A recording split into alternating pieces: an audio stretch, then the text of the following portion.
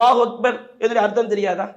தொழுகையில் நாம் வருகின்றோம், தொழுகை ஆரம்பிக்கும் போது அல்லாஹ் அக்பர், என்னுடைய இறைவன் மிகப்பெரியவன், என்னுடைய மனைவியை விட, என்னுடைய பிள்ளைகளை விட, என்னுடைய குடும்பத்தை விட இப்ப நான் தொழுகைக்காக வந்து விட்டேன், என்னுடைய இறைவன் மிகப்பெரியவன். அல்ஹம்து சூராவுடைய அர்த்தத்தை நாம் மனப்பாடம் செய்து கொள்ள முடியாதா? அல்லாஹ் அக்பர் என் நாம் ருக்கு செய்யும் போது சுப்ஹான ரப்பியல் அதீம், மகத்துவமிக்க என்னுடைய இறைவனை நான் தூய்மைப்படுத்துகின்றேன். சமி அல்லாஹு லிமன் ஹமிதா, எவன் அல்லாஹ்வை புகழ்கிறானோ அவனுடைய வார்த்தைகளை அல்லாஹ் செவியுறுகிறான்.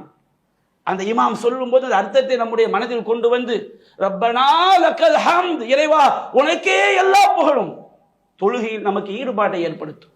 அல்லாஹ் அக்பர் நாம் சஜிதா செய்யும் பொழுது சுப்ஹான ரப்பியல் அலா, மிக உயர்வு மிக்க என்னுடைய இறைவனின் புகழை கொண்டு அவனை நான் தூய்மைப்படுத்துகிறேன்.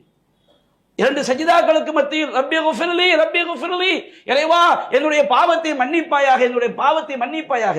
அத்தஹியாத்துடைய அர்த்தங்கள் தொழுகையில் நாம் தொழும்போது குல் ஹுவல்லாஹ் சூரா சின்ன சில அத்தியாயங்களுடைய நாம் அரபி மொழி படிக்காதவர்களாக இருந்தாலும் எதையெல்லாமோ நாம் மனப்பாடம் செய்கிறோமே, அல்லாஹ்வுடைய வசனங்களின் பொருளை மனப்பாடம் செய்து அதை நாம் ஓதும் பொழுது, அந்த அர்த்தத்தை நம்முடைய மனதில் கொண்டு வந்து நாம் ஓதும் பொழுது அது தொழுகையில் நம்மை ஈடுபாடாக ஆக்கும்.